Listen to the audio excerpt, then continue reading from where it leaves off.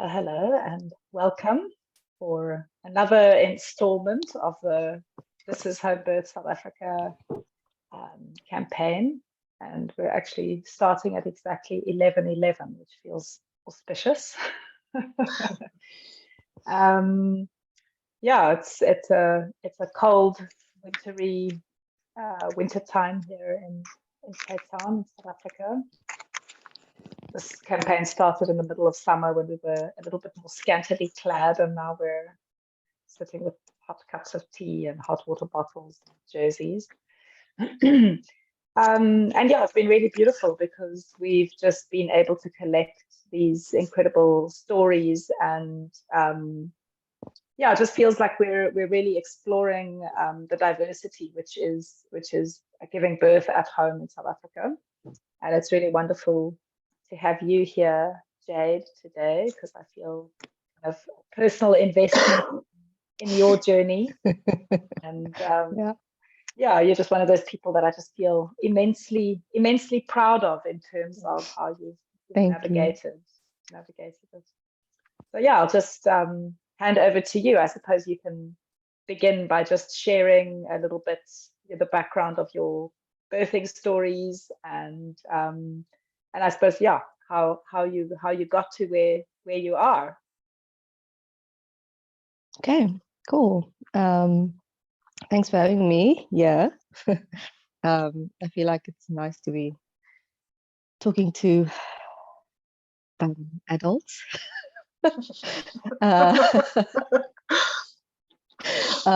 Yeah, so I am a mom of 3, and yeah, it's amazing actually.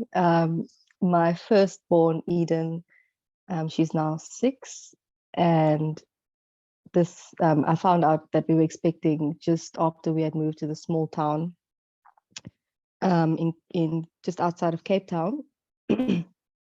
And we had met some people in town who were also expecting, I think, and we had came across we hadn't thought about home birth or hospital birth or anything like that. It was kind of just, we hadn't thought about it. And we got to talking to this lovely couple who were expecting, and they had told us about a midwife that they were gonna have at their home birth. And so my partner and I started talking, and it just felt like the right decision to go ahead with the home birth, since we moved here with sort of an idea of changing our values and just becoming more mindful and conscious of like our actions and how they affect things in the future.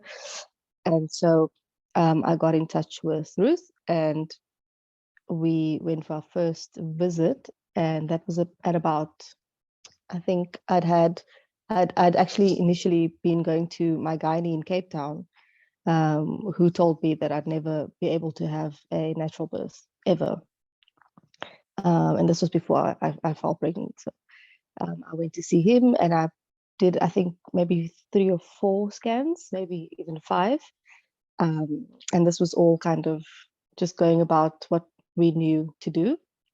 And then once we had spoken to Ruth and made the decision, we kind of had to do this breakup with him, which was extremely awkward. He was not happy and kept telling us that there were a lot of risks involved and a lot of bad things happen at home births. And that, thank goodness, didn't scare us off. We just felt super confident in our decision.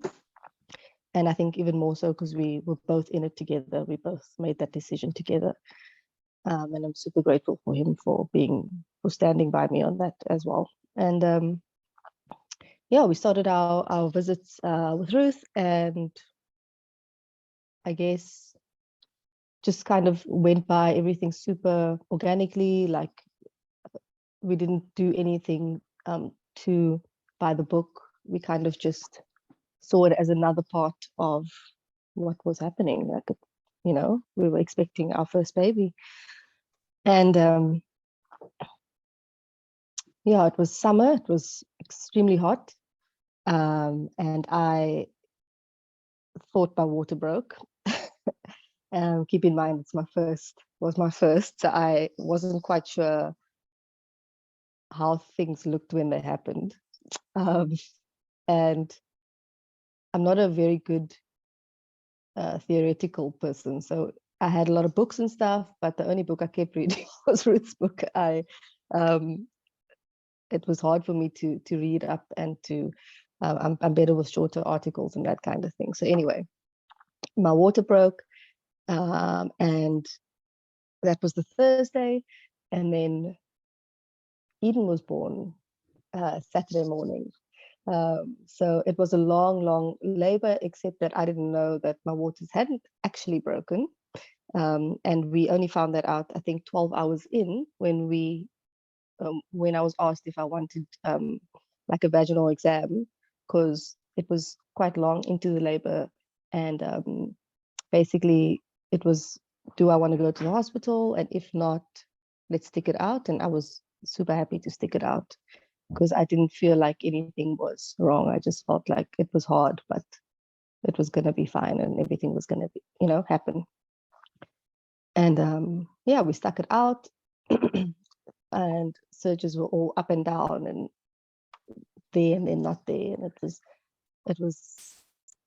just long, and it took a lot of endurance and attempting to rest. And at that stage, we had the birthing pool, and we had that set up with fairy lights. First birth, it was all lovely and as we had planned. And yeah, got into the pool, and I think there was a time where I was struggling a bit with her head, and I remember one thing that was told to me was just like, float on your back. It might help to just move, her head. And I did that, and that seemed to have done the trick. And she eventually, her head kept coming out and going back in, and I was so tired, and I was just like, and she came out, and she was this beautiful, meaty baby with lots of hair, and I was just so in awe. And I think the adrenaline was just going, and we sat in the pool, and we just enjoyed her, and until we got into bed, and I had a shower and went to join them in bed. Yeah, and I mean, the aftermath of that one was a lot more. It was a lot easier in the sense that we had a midwife, so we were guided in that way, as to aftercare, as to paperwork, as to all the things that needed to happen in that way. And yeah, we had, I think, 2 or 3 home visits. Everything was going well. I had a bit of issue with the painful nipples in the beginning, but otherwise all good. And she was just a really sweet, happy, healthy baby. So that was number 1.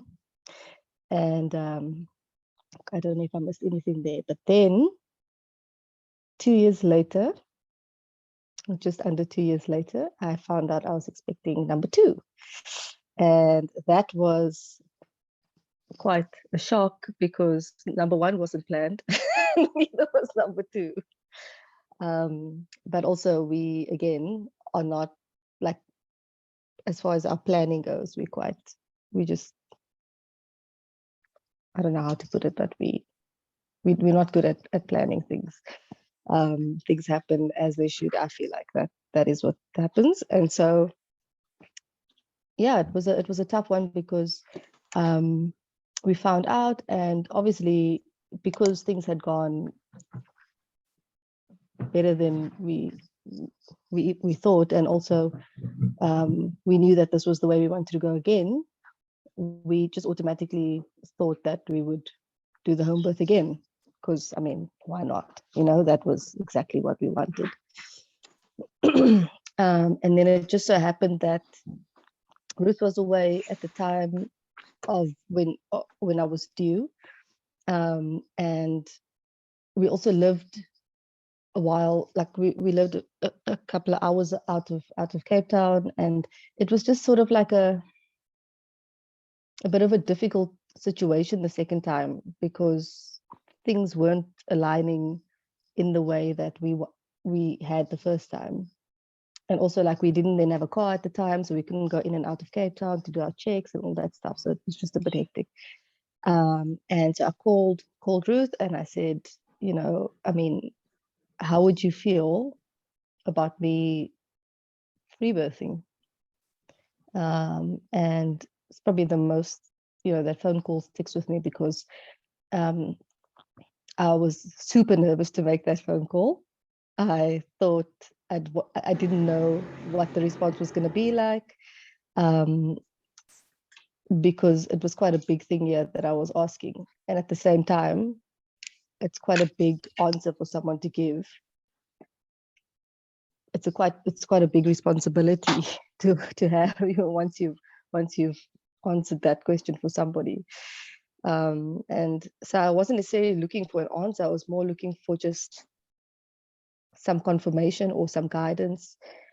And so we decided to then, and the answer basically from that, the conclusion from that phone call was, if you feel confident and you trust your body enough, then yeah, and I will be there if you need guidance or if you have any questions. And that was basically at that point all that I felt that I needed, was the support, and not to feel just alone in this decision. And anyway, like as time went on, we kind of just forgot that we were pregnant. We kind of just lived, knowing that at some stage we were going to start preparing and all of that stuff. So as time went on, I had made my list and I'd figured out what all the things that we needed, having cut it down from the things we needed initially, knowing like what we didn't need anymore, what we didn't use. So we managed to condense the list into a very nice, compact list of things we needed. And then at 39 weeks, because Eden was at 41, I think. At 39 weeks, I just woke up in the morning with cramps, and that was about 6 o'clock. And at 9 o'clock, she was born. And after like a 26-hour labor, the last time, like my mom was coming from Cape Town and she's like, yeah, I've got the pool in the boot. I've just been to pick up the pool. And my partner's like, oh, the baby's here, never mind. And people were just like, okay, like now everybody's plans changed, because they just, like, the box was still arriving with all the birth goodies, and it was just this whole thing. And anyway, so that was a 4-hour labor, and she was born with her water. It was all quite explosive and intense and short, and it was just really funny, because we had thought, okay, obviously we're going to have another water birth. Obviously, we're going to set things up nicely. We just assumed that this all was going to happen. And I just, in my head, I was like, I don't want to give birth on the bed. It just seems like it's going to be, not as calming. It just seems like it's going to be all like dry on the bed, and it's not going to. And honestly, after that experience, it was just like, okay, that was fine. And I did miss having the pool, but everything as it should be. And so yeah, that labor was quite, it started, I felt like I was getting, period cramps. I was in front of the heater. It was in June, so it was super cold, and I was just sitting in front of the heater, like with my back. And then Eden at the time she was about to be 2. And my partner had her like with this spoon of peanut butter in the lounge with the iPad, because we don't know what to do. We didn't have anything at the time. It was just funny, and she just was ready to come, and so she did, and the contractions got hectic quickly. When I needed to go to the toilet, that's when I knew, because it was still that like is this labor? Like, we're both kind of doing things toward setting things up for labor, but is this labor? And then I went to the bathroom and I was like, okay, yeah, that is happening. And I remember just like looking at the toilet paper and being like, love, yeah, and that's when we clicked. And at the point that she came out, I was still fully dressed. And he was sitting under me and I was leaning on the headboard and I was holding him, and I think I bit his shoulder at one point. It was I left a mark. And at some stage I just looked down and I just saw like wetness, and I thought, okay, like I remember this from the last time, like when you start seeing like liquid, it's pretty close. And he then was trying to get my pants off, and then that came off. And then then he started trying to rip my underwear off instead of just taking them off. And I said, but her head is there.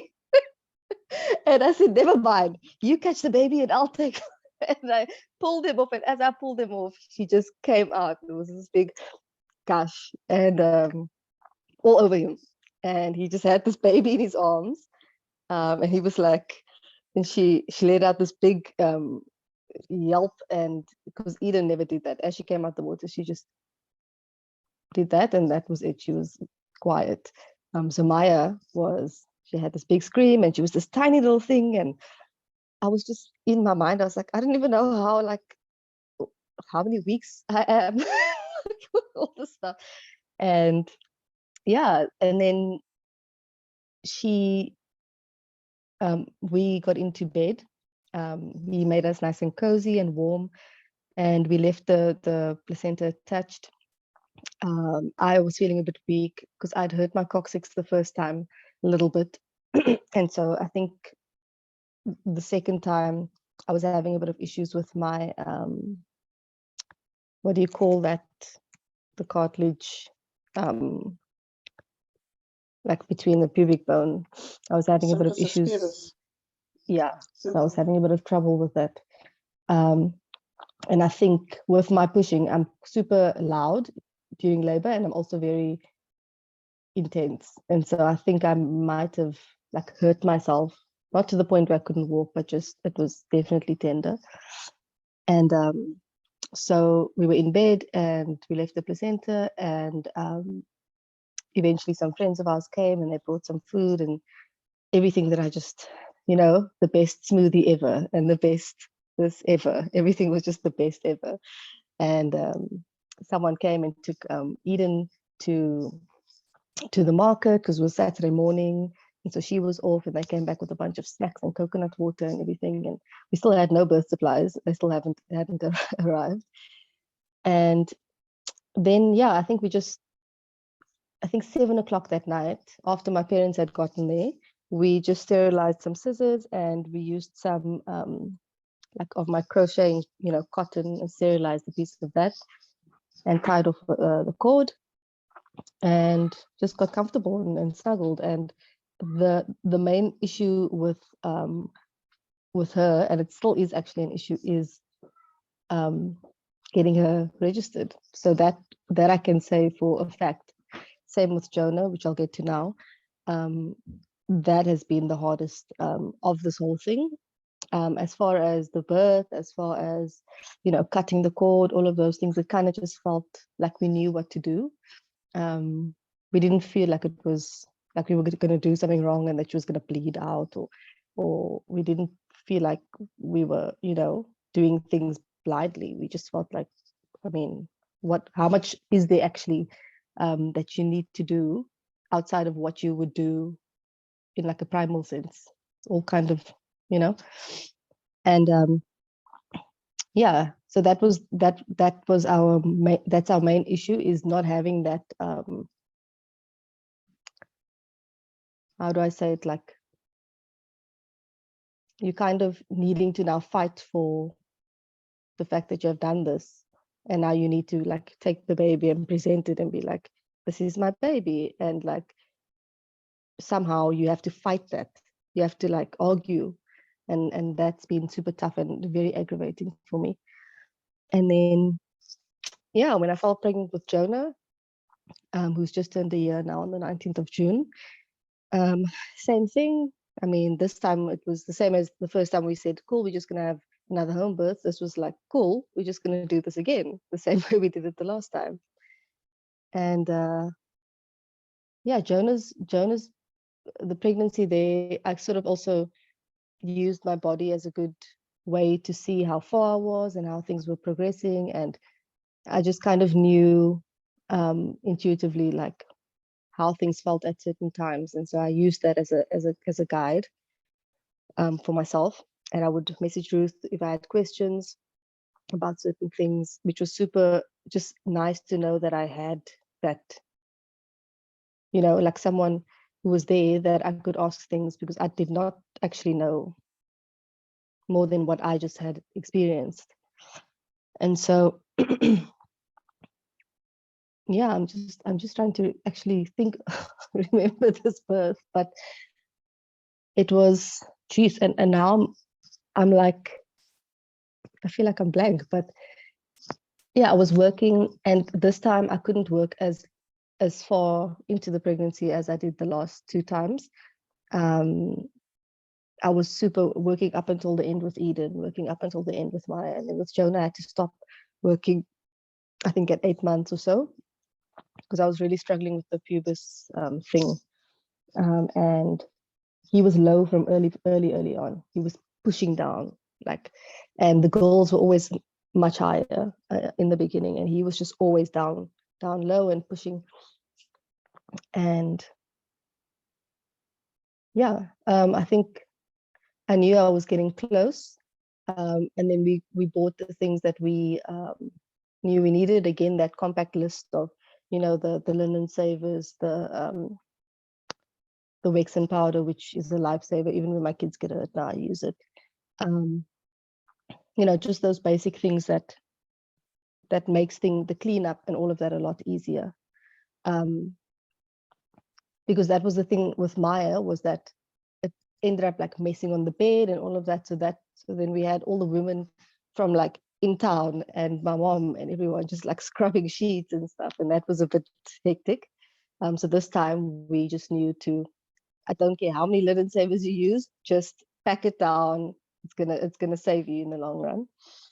So that was super helpful to have experienced the first time, so that we knew not to do it the second time or the third time. And yeah, I think so. My partner was out that night. We had a nice lunch and brunch in the morning. We went out, and I was feeling crampy for quite a few weeks, just feeling like uneasy and stuff. So we went out that morning, and I thought, okay, I mean, it could be this morning, it could be today. And we went out and we came back home, and we were just on the bed and watching stuff and chilling. And then he told me, okay, cool, I'd like to go next door to the bar. I'm going to watch some rugby. And then I said, no, that's cool.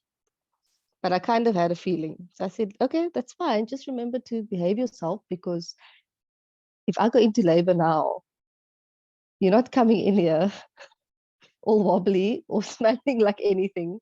And then you're not going to be next to me. I'm not going to deal with that. And I think he was supposed to be home at about 9. And he came back to check in with me, because the place was in the same building. He said, I hope everything's still okay. The kids are sleeping. Like you, I'm still on that side. I said, no, it's cool. I remember 2:55. I went to the toilet, and I had enough now. I said, okay, if he doesn't come home now, I'm sleeping. And I went, and at that point, when I looked down, I saw something for the first time, and my mucus plug. So I checked the time, 2:55, and just as as I did that, he came back, and I just looked at him, and I could see, not the time. Go to bed, just get some rest. He had no idea what was going on. And the next day was Father's Day. I got up, I was cleaning. I was not going to have this baby in like a messy house. That's not going to happen. And also my shop was part of my house, so there was food stuff and smells, and it was just, yeah. And I was cleaning and outside in the garden, and yeah, at about 7 o'clock, my contractions started to get painful, where I'd have to stop. I couldn't carry on anymore. So I was in the bedroom. The girls were watching a movie up next to us on the bunk bed, and they knew what was going on. And that's also one of the most amazing things, is that the girls are so in this now. Like, they just know, and they know how to be in that space, and they know how, when they do get a bit loud, we're like, okay, cool, please take your thing and go and watch it inside. But they know exactly what's going on. They're not scared. They're not, which is a big plus, also for all of this. But yeah, so yeah, his mom came to drop something off, and she was sitting on the bed with me and rubbing my back, and that was about 6:30, and she said, cool, it won't be long now. And I was just still on my phone trying to create this WhatsApp group, birth updates. And every time a contraction would come, I'd just throw my phone and be like, bug it. And at some stage I said to him, please pick it up and just make the group, because I can't. And I started going, on my I was on my knees and just breathing through them, started getting louder, which is definitely something that I do. I've done it in all my labors. Like, the loudness helps me to deal with the sensation and the pain of these contractions that come, from the back, and you feel them coming, and they just work their way forward, and it's just like there's nothing you can do to stop that feeling, when they get there. And so yeah, that was about 7. And then, so the most interesting thing about this birth was that, and then I asked him to come and sit under me again, because it really helped to have him to hold on to when I felt like I needed to. And at some point, my water, I knew to take off my clothes this time. And I took it off.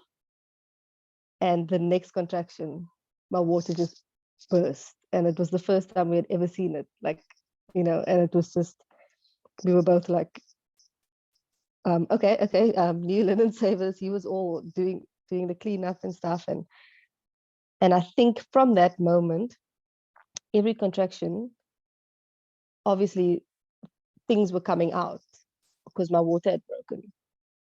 Which is something we hadn't witnessed before. First time because my water broke in the pool, second time because she came out with the water. So we weren't sure what things were going to look like at that point. And I completely forgot the fact that, like, if your waters break before, then generally your contractions are stronger, which I'm only realizing that now. Anyway, so I felt the need to start pushing, and he started seeing this, like amniotic fluid, and it was a bit pink, and he had a bit of a wobbly, and called his friend, and he was sitting next to me on the bed, and he called his friend and he said, I think you need to just be ready. I think we might need backup. And I'm sitting there, like, listening to him, and I'm you're next to me, like, you're sitting next to me. And he got a shock because he didn't realize that he was doing this next to me. And I said to him, don't worry, everything's fine. Jonah is coming. Don't worry. And from that moment, he said he felt fine, because in the back, apparently he was sitting on the carpet, he was banging on the cupboard. I didn't see any of that, but he was freaking out, which I only came to know afterwards. And I was on my knees again, and he was watching this all from behind, which he'd never done before. And I think the view was a lot different for him, and to see things bulging, and to see, it was a very different view, and so I think he got a bit scared. And he went through a bigger transition than I did, I think. And so, yeah, Jonah's head came out, and he was like face to face with him. And I definitely felt a weird sensation when the rest of him came out. It was like it was not smooth. It wasn't difficult to push. It was just when he came out, it was like a funny sensation.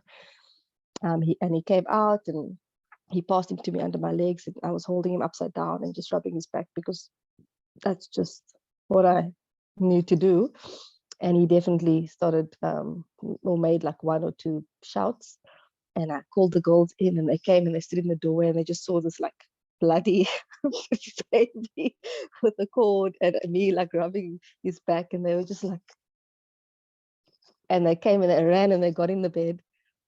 And at that point, when I tried to move, I realized, okay, now you've hurt yourself. So that was a challenge. Definitely the same thing. And this time I took it a bit far, I think, with the pushing and all of that. So it was a struggle for me to flip over, get into bed. And at that point, I hadn't delivered my placenta yet, but got into bed, got nice and comfortable. And then I think probably 5 minutes after I lay down, my placenta came out, and that is always for me the most amazing feeling. And we kept that on probably for in the middle of the night, because it was June again, so it was quite cold. So we kept it on, and I think at some point it just got too cold and uncomfortable to like move him and the cord, and we decided, I think it was about 4 hours later, that we cut the cord. And then again, yeah, the aftermath, he had a bit of a wet sort of sound, like snotty wet sound, and we just kind of gently did the nose feeder, suck that clean. Otherwise, I don't feel like there was much else to it aside from just the cleanup, which was a lot easier this time. We made sure we had put enough stuff down. For me, getting all the nourishment, that, and my partner knowing the kinds of things that I needed to be having, which was amazing. Like, that makes such a big difference. To be getting the best nutrition in afterwards, and not having to actually do it yourself, which I've been doing for people now, because I realize what a huge thing it is.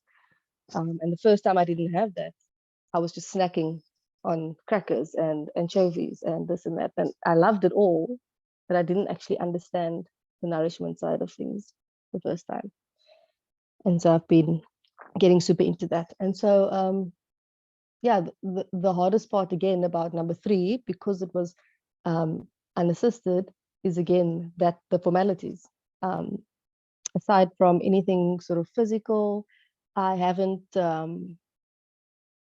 had any issues physically. Everything kind of went as normal. For me, I always start my period again like a month after, every single time. So it's happened like clockwork all 3 times. Babies are good, no issues. The cord, there's nothing, there's nothing strange there. There's nothing, no infections, no. So I mean, and I wouldn't say that we've completely sterilized everything, or we've I mean, yeah, we've got, and especially after the first one and the second one, we had 2 small kids in the house. Things are messy, things are, and somehow everything was fine and good. And I think it was just a big, strong trust in the process, and a trust in each other, and a trust in the fact that things are going to be the way that they should be. Yeah, and a big part of the first time when Ruth asked if I'd like to transfer to the hospital is that I said to her, and I'll never forget that, I was in such a daze, and I said, well, I didn't even pack a hospital bag, because for me, like, if I give myself a plan B, I'd rather not give myself a plan B, you know? Plan A is what we're doing, and that's what we're going to do. So I think that's a big part for me personally, is just to make that plan and stick with that plan. And obviously, if something should happen, if we need to transfer, if by any means, then I also can accept that. I'm not stubborn in the way that I won't go anyway if I feel the need to do that. But I also feel like I need to just pay attention to my own body, and she'll tell me if something isn't the way that it should be, or you know. So yeah, I mean, that's basically the stories in a nutshell. There's a lot more detail, but yeah, and I don't know if I missed anything, but yeah.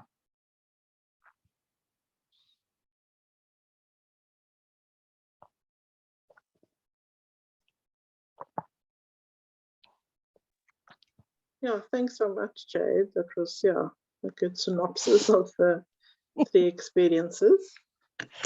And yeah, I mean, you've also been lucky in that you've done some birth supports yourselves for close friends. And is that, what do you think that has sort of come from, that nurturing side, or just having had these experiences? It definitely started with my first birth, not before. So something just happened, I guess.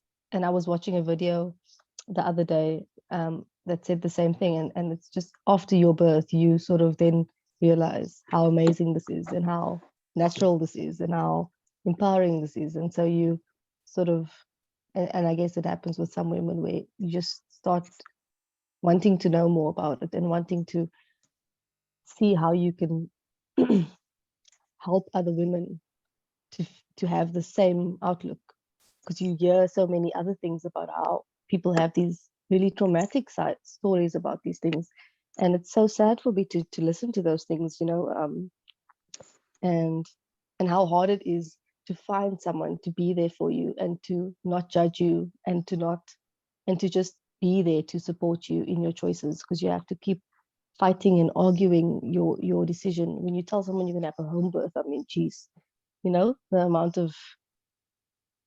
of comments you get, and the amount of, so I really just felt like I wanted to not be that person, and if anything, just be someone that could hold space for somebody, having been in that situation myself, like knowing how valuable it is.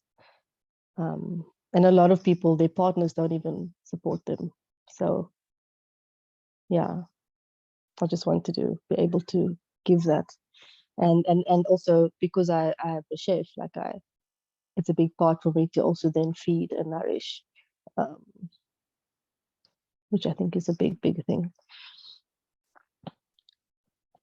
Absolutely, the postpartum care, and making sure the mother is taken care of is a huge thing. Like the focus should be on just caring for her infant, and yeah, she needs the care, not the baby.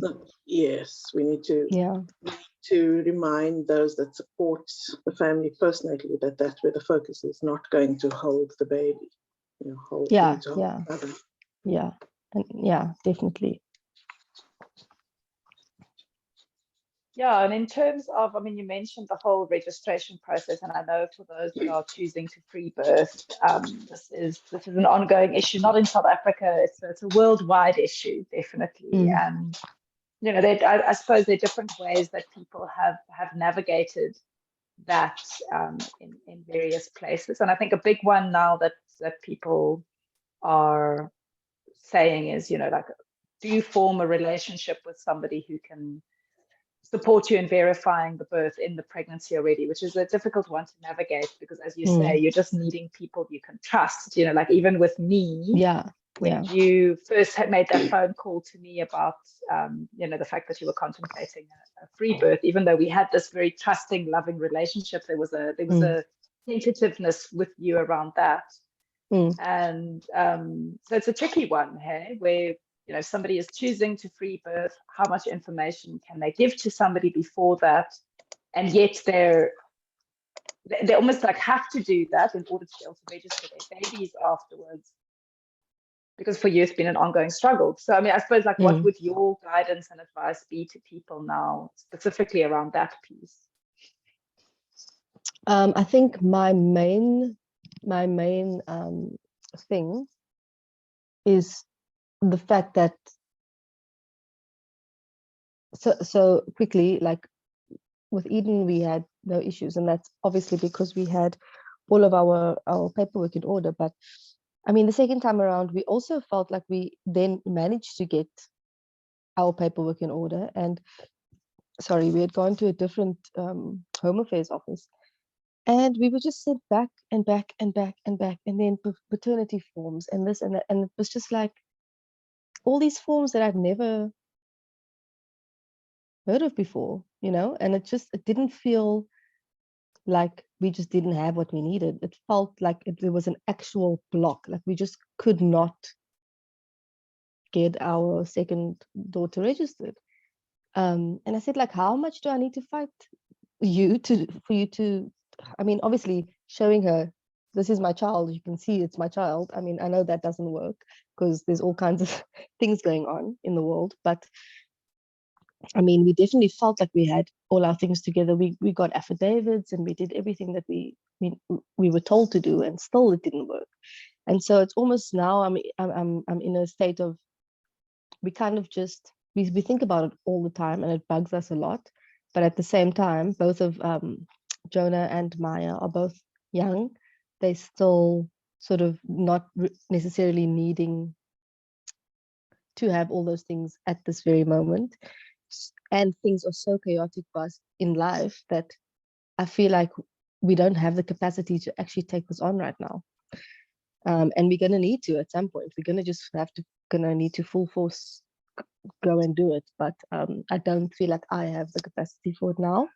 And I think my guidance would be just sort of just research it a bit more and just know what the main things are that you would need. And I think a big one is probably, what is it called now? The proof of birth. I think that's like the main form. And I mean, we drove around here looking for, people who were able to, who have the license, or I don't know how you say it, but we were looking for people who are able to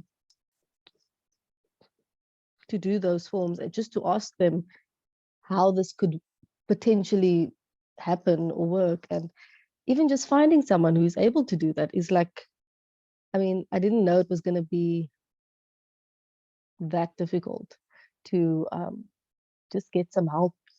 Even, just going to the local clinic or it's like people don't actually know anything. They don't have any information to give. Because if you do anything outside of the norm, it's like no one can help you. And so we kind of just in limbo, and we just like not really sure what to do. I mean, if the lawyers' affidavits and all of that couldn't help us the last time, then I don't know. Yeah, we're just gonna have to have another burst of energy and try and go at this again with 2 kids now. Mm-hmm. So yeah.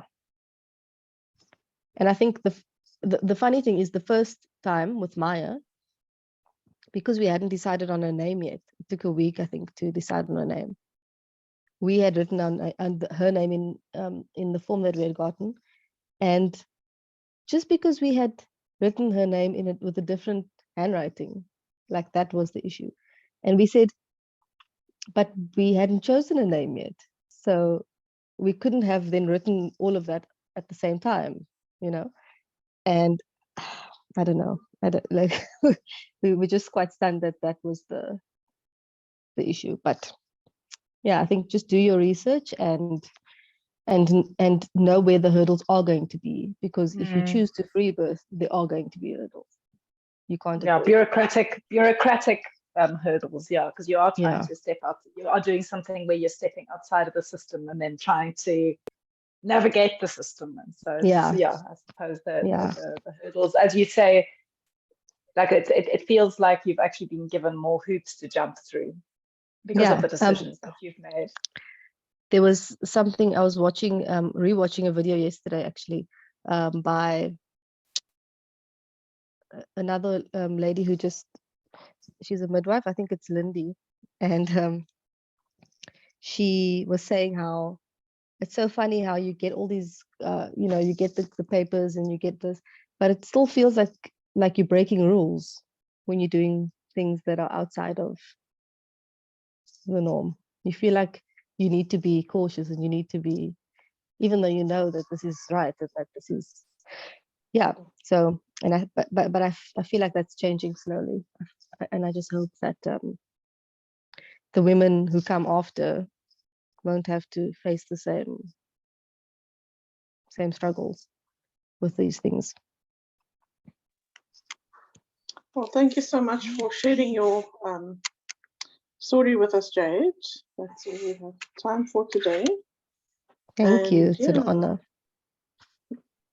Yeah, lovely to also see you in our birth circles and supporting your friends in their postpartum period. Do you have anything else to share there? Thanks. I'm good. I also just feel privileged that you've been able to make the time, because your life is very full and your life is very busy.